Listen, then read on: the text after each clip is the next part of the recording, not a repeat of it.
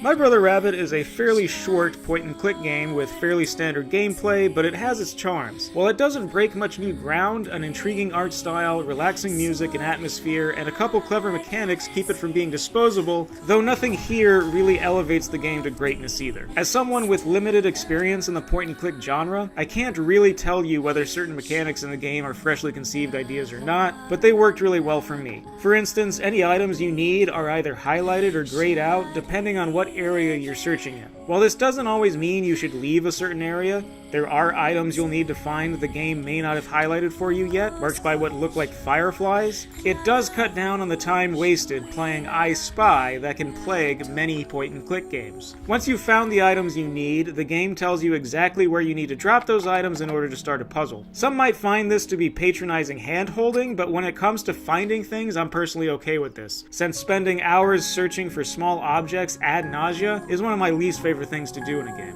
Having said this, the I Spy aspect of the game can still be annoying, especially when you need only one more item in a particular item set to start a puzzle or to advance. The game is telling you you're in the right place to look for it, but you won't be able to get to that item until you've either solved a different puzzle altogether or started searching for a different item set. While I was still able to find whatever I was supposed to be looking for fairly quickly in most cases, I felt some sort of hint system would have been nice at times, especially when I spent way too long looking for things that were blended a little too well into the background.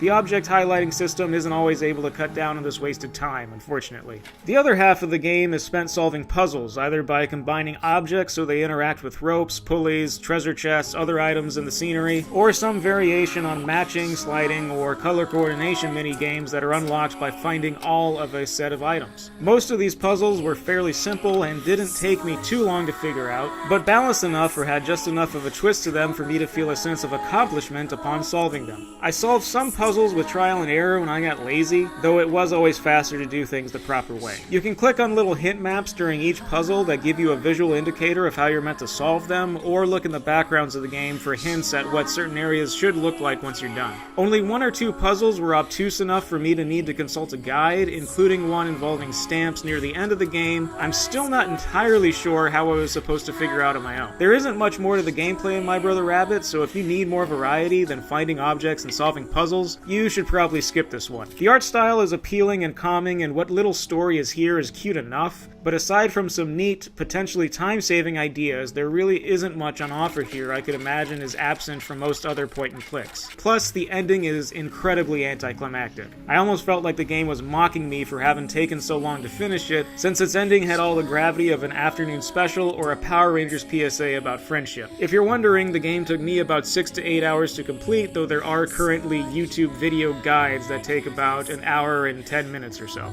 If it sounds like I'm giving My Brother Rabbit a negative review, I'm not. I think love and care went into the presentation of the game and it shows, but I can't recommend a full price purchase based on such standard gameplay. Pick it up on sale if you're curious, just don't expect anything to wow you, as it's pretty much the definition of average for its genre.